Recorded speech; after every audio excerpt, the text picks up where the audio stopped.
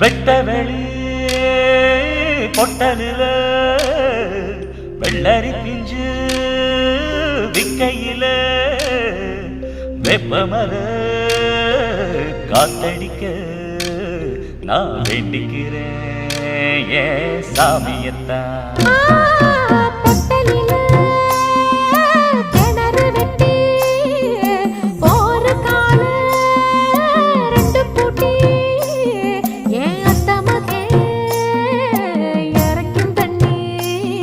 அது